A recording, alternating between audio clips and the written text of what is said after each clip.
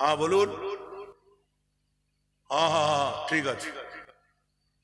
ও আচ্ছা, ওটা কালকে আমার ছেলের দিয়ে পাঠিয়ে দেবো, টাইম মতো ওটা জমা করে দেবে। পরশুকার দিন আপনি ওটাকে করবেন, ক্লিয়ার হয়ে যাবে, টেনশন নেবেন না। হ্যাঁ ভদ্রলোকের কথা, ভদ্রলোকের কথা, কোনো চিন্তা করবেন না।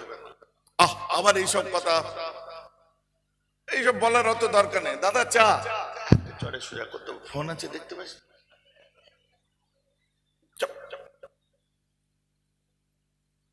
আচ্ছা ঠিক আছে, জেন্টলম্যান প্রমিস, নো প্রবলেম। ভদ্রলোকের কথা, পরশুদিন না হলে তখন আপনি এখন এত কথা বলেন কেন? ঠিক আছে, নো প্রবলেম, রাখেন, রাখছি। হুম হুম হুম হুম হুম।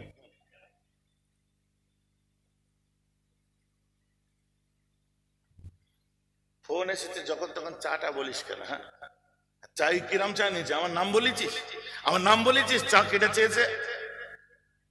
মনে মনে বলছে হ্যাঁ দাদা বলেছি। আর বলছে তোমার নাম বলতে এমন একটা খিস্তি মেরেছে সে তোমায় বলাই হবে না। যখন তখন চা মা করবি না, যখন তখন চাটা বলবি না। ব্যাংকের ফোন ছিল, লাখ লাখ টাকার ব্যাপার, জানিস, বুঝিস, কিছু বুঝিস? কোন ব্যাংকের ফোন নয়, লাখ লাখের ডিল নয়। ওই যে বুলেট গাড়িটা চড়ে এসছে, চলছে, ও 3 মাসের কিস্তি বাকি আছে। ফাইন্যান্সার ফোন করে বলছে বাগদিপাড়ার মোড়ে দেখবো গালে চড় মেরে তোর বাইক কেড়ে নেবো। ফুটানি দেখাচ্ছে। এর নাম মর্যাদা? এর নাম মর্যাদা? আমার বক্তব্য রং ইন্টারপ্রেট করবেন না, সরি, সরি টু সে। আজ 22 বছর ধরে আমি এই ধরনের বক্তব্য দিয়ে আসছি, প্রতিবাদী কথাবার্তা বলে আসছি। নতুন করে খারাপ লাগার কিছু নেই আপনাদের কাছে। কারণ সুন্দর টানটুনের ওয়াজ করে বলে মেহরাব সিদ্দিকী ফেমাস নয়। মেহরাব সিদ্দিকী ফেমাস প্রতিবাদী, বাস্তববাদী কিছু কথাবার্তা বলি তার জন্য। কোরআন হাদিসকে সামনে রেখে। যারা পুরাতন শ্রোতা আছে জিজ্ঞেস করে নিয়ে যা। বুঝতে পারছেন তো নাকি? আমি না বলবে বললে কে? আমি না বললে বলবে কে? এই মাহফিলে বসে আছেন, এর মধ্যে কি একটাও সুদখোর বসে নেই? আছে। এখন অন্য মৌলানা হুজুর বলবে সামনে বারে জলসা গায়েব, দাওয়াতি করবে না। আর আমি বুক ঠুকে বলছি হ্যাঁ তুই সুদখোর, বুক ঠুকে বলছি তুই মাল খাস, বুক ঠুকে বলছি তুই চুরি করেছিস, বুক ঠুকে বলছি তুমি ওহিয়াত কাজ করেছো, বুক ঠুকে বলছি তুমি খারাপ কাজ করেছো, বুক ঠুকে বলছি মাওলানা তুমি বিয়ের পণ্য হারাম বলে সেই বিয়ে তুমি পড়িয়েছো, তুমিও হারাম কর মাওলানা। আমি বুক ঠুকে বলছি। কথা বুঝতে পারছেন না? না হুজুর এরকম ওয়াজ করলে আপনাকে আর কমিটির লোক দাওয়াত করবে না। তো দাওয়াত লেয় কি? হ্যাঁ, 10 বছর ধরে পিছনে ঘুরলে তুই জলসার ডেট পাবি কিনা তার ঠিক নেই। আমার ইচ্ছা হচ্ছে আমি আসবো, 50 লাখ টাকা দিলেও আমি আসবো না। কথাটা আমার বুঝতে পারছেন তো নাকি? হক কথা, সত্য কথা শোনার বলার যদি পরিস্থিতি না থাকে, আমি সেই সব জায়গায় পরেজ করি, যাই না, গেলাম না তো কি হয়েছে? আর ধর কাছি ধরে আসিতে থেকে মেহরাব সিদ্দিকী জিন্দাবাদ বলবেন না। মজবুত ভাবে, যদি শক্ত ভাবে, কট্টর ভাবে, আমি চিনি না কিছু, যেটা বললো ওটাই আমার জন্য শেষ কথা। যদি পারেন মেহরাব ভাইজান জিন্দাবাদ করবেন। তাতে একজন যদি করেন, একজনকে মাথায় তুলে রাখবো। কারণ 10 জনের মুনাফিকি মুখ আমাকে ভালো লাগে না। আল্লাহর কাছে বারবার দোয়া চাই, আমার ভালোবাসার মানুষদের জন্য দোয়া চাই। আল্লাহ আমাদেরকে সব সময় হক কথা, সত্য কথা বলার তৌফিক দেবে। আল্লাহ সব সময় আমাদেরকে ন্যায় বলার তৌফিক দেবে। আল্লাহ সব সময় মাথা তুলে চলার তৌফিক দেবে। ইয়া আল্লাহ, চাই না, চাই না, চাই না 20 বছরের আমাদের অসম্মানের জীবন চাই না। একদিন বাঁচবো, একদিন মাথা তুলে শাহিনশাহর মতো বাঁচতে চাই। জোরে বলুন সুবহানাল্লাহ। কথা ঠিক বলছে না ভুল বলছে? একদিনের জিন্দগি চাই, শাহিনশাহ জিন্দগি চাই। আর মুজাদ্দেদে জামানের সোলজার টিম সেই রকমই ছিল, আজও পর্যন্ত কবরে চলে গেছে। কোটি কোটি মানুষ তাদেরকে স্মরণ করছে। আজ আমার কথা কি ভুল বলছি নাকি? আমরা কেন আরে আমাদের মুজাদ্দেদে জামান হওয়ার ক্ষমতা নেই। আপনি বসিয়াত আল্লামা হতে পারবেন না, আপনি নিসারউদ্দিন সসরাবি হতে পারবেন না। দাদা হুজুর, পাঁচ হুজুর বসে টানলামা, তার খলিফারা তার খলিফার মতোই, তাদের মতো হতে পারবো না। কিন্তু তারা যে পথে চলেছে সেই পথে তারা মার্সিডিজ ভলভো নিয়ে চলেছে, আমরা সাইকেল নিয়ে উঠতে পারবো না। এবার যদি বলেন মগজ ধুলাই করে দিচ্ছেন ভাইজান, হ্যাঁ, ও মগজে যেটা ঢুকে যাবে ও বেরোবে না। কট্টর আর এগুলো বিশেষ করে শিক্ষিত ছেলেদেরকে ঘোরাতে পারবে না, গোলা ওদেরকে ঘুরিয়ে দেবে। কি লাভ আছে? আরে আমি কেন পারবো না? আমার মুজাদ্দেদে জামানের যে সিস্টেম তো খারাপ নয়। এমন মুসলমান, তাই বলছিলাম হাফিজুল লিসানি, আল্লাহ রাসূল বলছে যারা জবানকে সংযত রাখে, মানুষের মনে কথা তীর চালাবে না, এমন কোন কথা বলবে না যে কথাটা না হক কথা হবে, চাপিয়ে দেওয়া, ঘাড়ে চাপিয়ে দেওয়া কথা বলবে না, জোর জবরদস্তি কথা বলবে না, গালাগাল করবে না, কটু কথা বলবে না। তোমার কথা শুনে মানুষের জাহান জ্বলে যাবে না। এই তুমি নিজের জবানকে হেফাজত করো, এবং যখন কথাবার্তা বলবে, আল্লাহর পথে ডাকবে, যা কাজই করো সুন্দর মিষ্টি ভাষায় তাকে বুঝিয়ে দাও, একবার বোঝাও, দ্বিতীয়বার বোঝাও, তারপরে তুমি শরীয়ত মোতাবেক তার উপরে চড়াও হও। শরীয়ত মোতাবেক চড়াও হও মানে তম্বি করো। তম্বি করা বোঝেন তো? এটা চাপ দিয়ে বলা। আর যদি নিজের জবানকে এইভাবে সংযত রাখতে পারো, আমি আমিনা আল্লাহর নবী বেমিসাল, আমি বিশ্বনবী মুহাম্মদ বলে দিই, জবানকে হেফাজত করো, আমার আল্লাহ তোমাকে একটা দয়ার জান্নাত দান করে দেবে। জবান হেফাজত হবে তো নাকি? বেশি কথা বললে চলবে না। যারা বেশি কথা বলে ওজন থাকে না, পাবলিক শটে তাদের দেহ আছে, আত্মা নেই, সুটাং সুজা হয়ে পড়ে আছে, ফলাদি হাত কাজে লাগছে না। কথায় কথায় যখন বলতে দাঁত ভেঙে দেবো, আর হাত ওঠে না। কথায় কথায় বলছে ঠ্যাং ভেঙে দেবো এদিক দিয়ে গেলে, আর ঠ্যাং কি দিয়ে ভাঙবে? পা নড়ে না, প্যারালাইসিস হয়ে গেছে।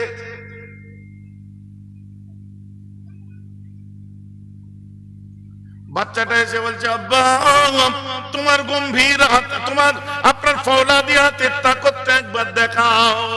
মরার পরে মরে গিয়ে গোসলের তক্তায় সুটান সুজা হয়ে পড়ে আছে, আব্বা নড়েও না চড়েও না, হাত তুলতে যাই এইরকম ওঠে, আব্বা বসো বলে বসাতে যাই, চাগিয়ে কষ্ট করে আব্বা খাড়া দাঁড়িয়ে যাই, শিখ হয়ে গেছে।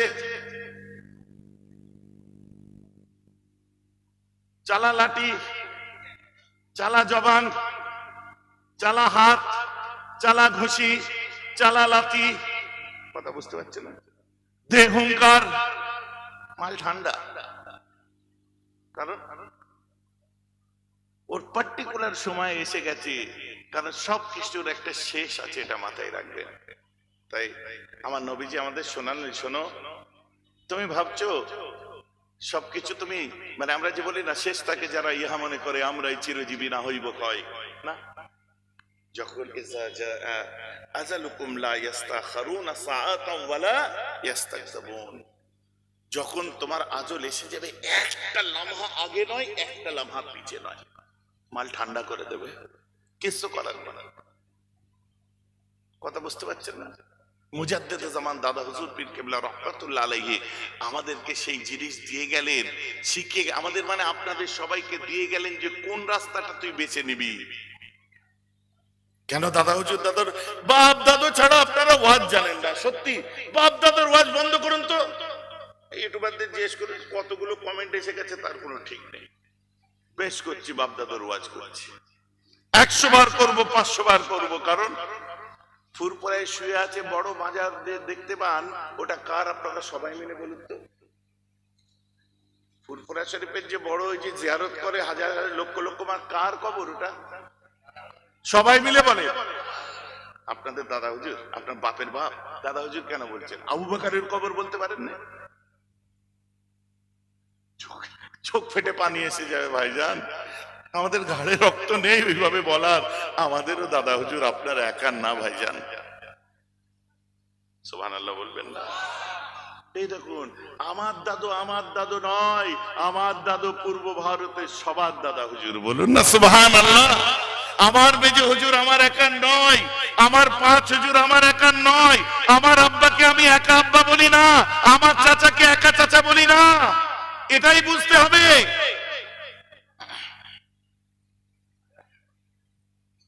আমাদের সবাইয়ের তিনি, আমার সবাইয়ের দাদা হুজুর।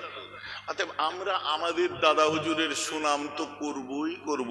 আমার দাদা হুজুরের সুনাম সৌদি আরবের মাদ্রাসায়ে সাওলাতিয়া থেকে যে বই গ্রন্থ বার হয় তাতে কিন্তু আরবিরাও করে। বলেন না সুবহানাল্লাহ। আমার দাদা হুজুরের সুনাম, আমার মেজো হুজুরের সুনাম মাদ্রাসায়ে সাওলাতিয়া থেকে যে প্রসপেক্টার বার হয় তাতে আমার মেজো হুজুরের সুনামটাও করে। তারা আরবি মানুষ। আমার দাদু আমার নয়, বাদশাহ আমির রিদওয়ান, আপনার আমির ফয়সাল আমির রিদওয়ান মারফুজ যে তিনি চাইলে হাদিসের সনদ পেয়েছিলেন, 40টা হাদিস গ্রন্থের পারদর্শী ছিলেন, ওটা আমাদের কেউ নয়, সৌদির তরফ থেকে আমির রিদওয়ান মুজাদ্দিদ জামানের হাতে তুলে দিয়েছিলেন। বলুন সুবহানাল্লাহ। ওর মধ্যে আরো 20টা হাদিস গ্রন্থের সনদ আমার মুফতি আজম পেয়েছিলেন। আমার দাদু আমার নয়, মুফতি আজম মির্জা জুলফিকার কেবলার ফতোয়ার হাওয়ালা, ফতোয়ায়ে মাহমুদিয়া দারুল উলুম দেওবন্দ থেকে বার হয়, তার মধ্যে আমার দাদুর কিতাবের হাওয়ালাও দেওয়া আছে। অতএব আমার দাদু, আপনাদের দাদুগুলো আমাদের শুধু নয়, সারা দেশ সারা বিশ্ব তাদেরকে কাবিল বলে মেনেছে। তাই আমরা দাদু বাপ বলে একটু ওয়াজ করি, এটা আমাদের ভালো লাগে। তোমার বাপ পারেনি, তোমার দাদু পারেনি, এখন তার কবরে যে সালাম দেবে না, বাপ দাদুর কবরে লাঠি দিয়ে পিটবে, ওটা তোমার ব্যক্তিগত ব্যাপার। আমাদেরটা পেরেছে তাই আমরা বলছি। জোরে বলবেন না সুবহানাল্লাহ। এই কথা ঠিক বলছে না ভুল বলছে? আমাদেরটা পেরেছে, তোমারটা পারেনি। তুমি তার কবরে যে সালাম দেবে না, লাঠি দিয়ে মারবে, তুই কেন মেয়েরা হুজুরের দাদু হতে পারিসনি? আজীব यार, কি আমি যুক্তির বাইরে কথা বলছি?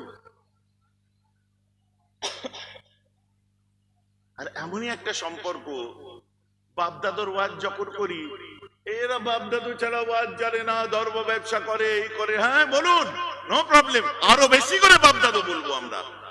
কারণ এইসব চাল চেলে আমাদের মুরব্বীদের, পাঁচ হুজুর দাদা হুজুর বসে রামলা থেকে যত আলেম ওলামাদের কথা, সিলসিলার কথা বলতে দেবেন না ভেবেছেন? কোরআন হাদিস বলাবেন শুধু না।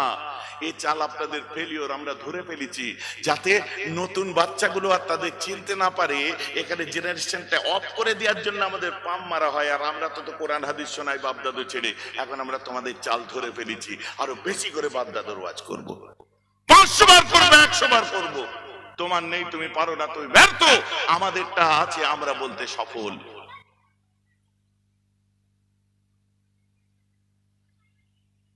এসব চলবে না, বন্ধ করো।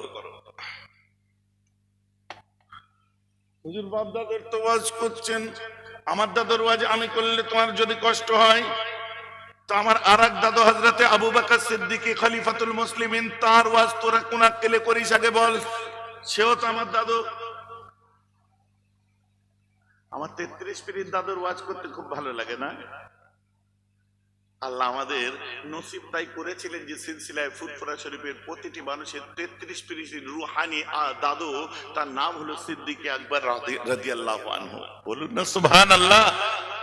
আর তাদের পীর মুর্শিদ জাতা খানদানে আসেনি, সৌদির জমিন থেকে এসেছিল মুজাদ্দিদ জামানকে নিয়ে যে ইন্টারন্যাশনাল সেমিনার, আব্দুল্লাহ আল বাকি।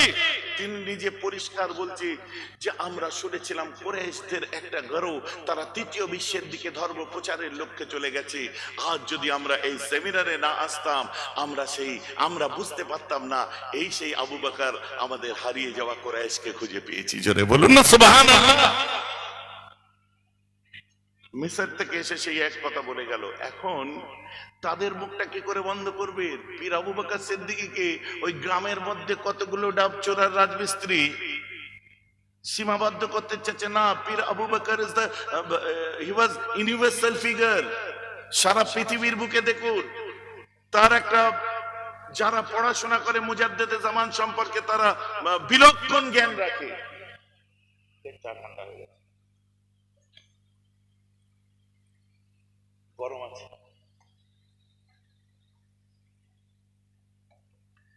ভাইজি আমার কথা বুঝতে আপনাদের অসুবিধা হচ্ছে নাকি? ঘটনার ওয়াজ আমি করি না, একটা ঘটনা ধরলে 2 ঘন্টা লেগে যাবে। কন্টেন্ট বেস আপনাদেরকে কিছু শোনাচ্ছি। কেন আপনারা মুজাদ্দেদে জামানকে ভালোবাসেন, কেন আমাদেরকে ভালোবাসেন, কেন আলেম ওলামা প্রত্যেক, শুধু আমার বাড়ি নয়, যে কোনো আলেম ওলামাকে কেন আপনারা শ্রদ্ধা করেন, আর করতেই হবে আমাদেরকে।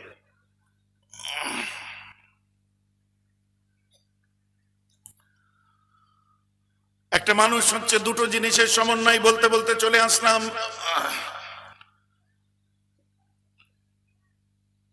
একটা হচ্ছে রূহ আর একটা হলো জিসম। দেহ আছে আর রূহ আছে, দুটো জিনিস আপনার মধ্যে আছে। আর যদি রূহ না থাকতো, আদম আলাইহিস সালামকে আল্লাহ পুরো সৃষ্টি করলেন, সৃষ্টি করার পর জান্নাতের মধ্যে রেখে দিলেন। শয়তান এসে দেখছে যে জান্নাতে এটা কি জিনিস, এটা কি জিনিস হলো জান্নাতে? বাবা লম্বা লম্বা হাত, একটা গোল মাথা আছে, ও বাবা ওর মধ্যে দুটো চোখ, ছিদ্র আছে, বিশাল লম্বা লম্বা পা আছে, এটা কি জিনিস হলো? শয়তান কি করলো, আদম নবীর নাক দিয়ে ভেতরে ঢুকে গেছে। তখন কিন্তু ভেতরে রক্ত, ফ্লুইড বা লিকুইড কিচ্ছু ছিল না। শয়তান কি করলো, আদম নবীর নাক দিয়ে ঢুকে গেছে। ঢুকেছে বলে বাবা কি অন্ধকার, লাঞ্চে চলে গেছে। বলছে বাবা হবে না, পার হয়ে এসেছে, এসে ফের খাদ্যনালী দিয়ে ঢুকেছে, ঢুকে সোজা স্প্লিনে চলে গেছে, স্প্লিন থেকে প্যানক্রিয়াসে গেছে, ওখান থেকে গেছে আপনার লিভার, ওখান থেকে ঘুরছে ভেতরে যে বাবা আর একটা পাইপ যাচ্ছে, সেখান থেকে ঢুকে দেখছে যে কিডনিতে চলে গেছে। বাবা কি সরু জায়গা, আবার ব্যাক করে এসছে, এসে দেখছে স্মল ইন্টেস্টাইন ঘুরতে আরম্ভ করছে, ঘুরতে ঘুরতে ঘুরতে ঘুরতে হাঁপিয়ে গেছে। বাবা লার্জ ইন্টেস্টাইন, বিশাল বড় ইন্টেস্টাইন, মানে শেষে ওখানে যে একটু রেস্ট দিয়ে বলছে আর গেলে হবে না, আর একটু নিচের দিকে যেতে গেছে, রেকটাম দিয়ে বার হয়ে গেছে। নাক দিয়ে ঢুকলো, কোথা দিয়ে বেরোলো ওইটা বলতে নেই, ওর একটা সুন্দর ভাষা আছে তো, উপর দিয়ে ঢুকলো নিচে দিয়ে বার হয়ে গেল। কি বলে দিন চিন্তা করো, উপর দিয়ে ঢুকলো নিচে দিয়ে বার হয়ে গেল। যার জন্য আদম সন্তানের নিচ দিয়ে যাই নির্গত হয় সেটাই হচ্ছে নাপাক, কারণ ওটা শয়তান বেরোবার রাস্তা। সুবহানাল্লাহ বলেছেন তো, আল্লাহর কুদরতের উপর সুবহানাল্লাহ বলেছেন তো। যার জন্য নিচ দিয়ে যাই বেরোবে ওটা হচ্ছে নাপাক। এই খচ্চরদের কাছে বলছে, এসব শুনলে আপনাদের বৈঠকিতে বসে বলবো, সে এমন জিনিসকে পাক বলে দেয় যেটা বার হলে গোসল ফরজ হয়ে যায়, আবার হাদিস দিয়ে বুঝাবে। কথা বুঝতে পারছেন না? তারই নাম হচ্ছে কথিত আহলে হাদিস। কি সর্বনাশে ব্যাপার, মানে মরবেন সে শান্তিও নেই। চলেন বেরিয়ে শয়তান দেখছে বাবা এটা কি জিনিস, ভেতরে অত মেকানিজম, অত কারুকার্য আছে, তারপরেও কারা? আমাদের আল্লাহ আমাদের সৃষ্টি করেছেন। এরকম দেখতে দেখতে দেখতে দেখতে মুখ থেকে এক ফোঁটা লালা যেয়ে পড়ে গেল আদম নবীর শরীরের উপরে। শয়তান চলে গেল, আল্লাহ ফেরেশতাকে বললেন, ফেরেশতা যাও, আমার আদমের শরীরের উপরে একটু লালা পড়েছে, শয়তানের লালা পড়ে নাপাক হয়ে গেছে, ওখান থেকে গোশত খবলে তুলে নাও।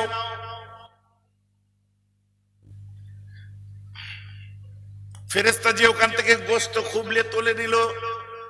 কিয়ামত পর্যন্ত যত আদমের সন্তান জন্ম নেবে প্রত্যেকের শরীরে ওই দাগটা কিন্তু আজও রয়ে গেছে। ওটা কি? আমাদের নাভি।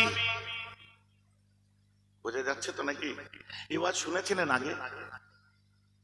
এই কেমন নতুন নতুন লাগছে না? একটু এনেছেন যখন শুনেন না। ওটা হচ্ছে আমাদের নাভি, সোররা বলা হয়, ওখান থেকে কাবলে তুলে দেয়। তাফসীর শোনাচ্ছি আমি, ইয়ার কি করা কথা শোনাইনি, আমাদের নাভি। আচ্ছা, আপনি ঘর তৈরি করেছেন, এত সুন্দর একটা বাড়ি, যে দেয়াল যদি ফুটো করে দেন দেখতে ভালো লাগবে? গাড়ি কিনেছেন, যদি বডি ফুটো করে দেন দেখতে ভালো লাগবে? আমার আল্লাহ আমাদের বডি ফুটো করে দিয়েছে, ওটাই বিউটি হয়ে গেছে। বলুন না সুবহানাল্লাহ। আপনি মেয়ের জন্য জামাই দেখতে গেছেন, দেখার পর জামাই খালি গায়ে যখন বডি বার করেছে, নাভি নেই। শালা ভূত না কি রে, নাভি নেই কেন? ওই ছেলে কেমন? বলছে হেবি সুন্দর দেখতে, পড়াশোনা বলছে বিএড করেছে, আর কি ভালো ব্যবসায়ী, ঘেরিরও ব্যবসা আছে, ফের আপনার শিক্ষিত ছেলে, ফার্ম আছে, সব আছে, তো বিয়েটা দাও। নাবি নেই ছেলের, বিয়ে দেবেন? তো আল্লাহ যে তাই তো আল্লাহ কোরআন পাকে বলছেন বিসমিল্লাহির রহমানির রহিম, লাকাদ খলাকনাল ইনসানা ফি আহসানি তাকওয়িম।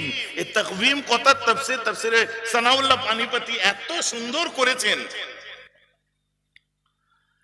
যে বলছে হাসান মানে সুন্দর, জামিল মানে সুন্দর। তাকওয়িম কথা এত কঠিন ওয়ার্ড আল্লাহ কেন ব্যবহার করলেন? যে তাকওয়িম কথার অর্থ হচ্ছে যুগ উপযোগী সুন্দর, পরিকাঠামোগত দিক থেকে, স্ট্রাকচারের দিক থেকে, চোখের জায়গায় চোখ, নাকের জায়গায় নাক, আল্লাহ শরীরে যা তৈরি করেছে আমাদের পরিকাঠামোগত দিক থেকে আল্লাহ সুন্দর করেছে। দ্যাটস ওয়াই আমার আল্লাহ বলছে ফি আহসানে তাকওয়িম, সব সৃষ্টির মধ্যে তুমি সুন্দর। বলুন না সুবহানাল্লাহ। বনের হরিণ কি সুন্দর না? বনের হরিণ সুন্দর না? জঙ্গলে যান না, হরিণ দেখেন না? আমাদের সুন্দরবনের পাশেই আছে।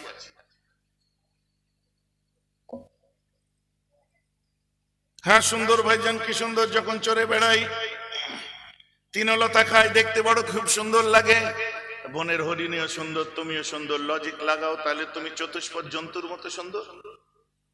আল্লাহ সেই জায়গা বন্ধ করে দিলেন। কি আল্লাহ বললেন ওয়ালাকাদ কাররামনা বানি আদম, আমি আল্লাহ আদমের সন্তানদেরকে সুন্দরের সাথে সাথে মর্যাদা দান করেছি।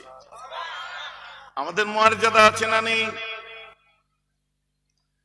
যে মর্যাদা, সে সন্দেশকালীর লোককে আবার কি বোঝাবো? কোন থানা? সন্দেশকালী থানা। মর্যাদার আপনাদের কি বোঝাবো? আপনারা তো সব বুঝে গেছেন। হুগলির মানুষ আমরাও তো বুঝে গেছি, সারা বাংলার মানুষ তো বুঝে গেছে। মুজাদ্দিদে জামানের যে রেখে যাওয়া তার দোয়া সিলসিলা কিয়ামত পর্যন্ত আল্লাহ কবুলিয়াতের দরজা দান করেছে। আপনি যদি মনে করেন যে ওদের এখানে কিছু করতে দেবো না, টিকবে কিছু? টিকবে কিছু? ইতিহাস তাই বলে। আল্লাহ আমাদের মর্যাদা দিয়েছে, দেখাই কোথায়? আমরা মর্যাদা দেখাই শ্বশুর বাড়ি যাওয়ার সময়। সারা জীবন আলাই বসে বিড়ি টেনে টেনে বিড়ির বাবার নাম ভুলিয়ে দিল, সালা শ্বশুর বাড়ি যাওয়ার সময় সিগারেট কিনেছে। বলছে আমি যাতা জিনিসের পেছন চষি না, দেখেছ লম্বা সিগারেট টানে না। বন্ধু বান্ধব আছে শ্বশুর বাড়ি, আসসালামু আলাইকুম জামাই, কখন আসলেন? এই সকালের দিকে এসেছি, এসে দুটো খেয়ে এই বসে আছি, গরমের সময় গাছের নিচে জলকরের হাওয়া খাচ্ছি। পকেট থেকে বার করলো একদম বিদেশি সিগারেট, বুঝলে, এটা বার করে ঠোঁটে লাগালো। ঠিক মতো টাইম মতো বাসটা যদি পেতাম, এতে ঠোকে। বাসটা ঠিক মতো পেলে আরো সকাল সকাল আসা যেত। এখন সব কি হয়েছে, 10টার বাস 12টায়, 12টার বাসে লাস্টে গাড়ি ভাড়া করে চলে আসলাম, বুঝলে। আমি ঠুকছে, ধরাই নেই। সে চলে যাওয়ার পরে তাড়াতাড়ি করে খুলে ঢুকিয়ে দিয়ে পকেটে রেখে ট্যাঙ্ক থেকে বিড়িটা বার করে, বউ এসে বলছে কি হলো, ওইটা খেলে না? একটা 22 টাকা দাম, জানিস? মর্যাদা দেখেছেন। ওয়াহাফিজিল লিসানে, জবানে হেফাজত করো। এই একটা হাদিসের বাস্তব রূপ দিতে গেলে কত দিক বার হয় বোঝা যাচ্ছে। বাইক কিনে মস্তানি দেখিয়ে চলে এলে, বুলেট কিনেছে, যাতা ব্যাপার নয়, পাছায় কড়া পড়ে আছে, সাইকেল টেনে টেনে এরকম কড়া পড়ে গেছে, এখন বুলেট কিনে মস্তানি দেখাচ্ছে।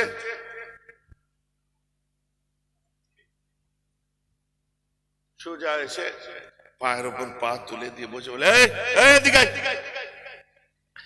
আগে ডাকতো ভাই শোনো, এখন ডাকছে ডাকছি শুনতে পাচ্ছি, কানে কি হয়েছে? হ্যাঁ, এই মনে মনে বলছে, দেখছিস কিরম করে ডাকছে, একটু ভালো করে ডাকতে পারে না? ওই যাস কেন? হ্যাঁ, বলে গেলে 200 টাকা দেবে, গরিবের বাচ্চা, একদিনের সংসার চলে যাবে, জানিস? ও যা বলে শুনতে হবে, আর কি করা যাবে। গরিব মানুষ, খেটে খাওয়া মানুষ। আমার ওয়াজের সোজাসুজি মানে সোজাসুজি করুন, তা নাহলে এমন একটা গল্প শোনাবো সব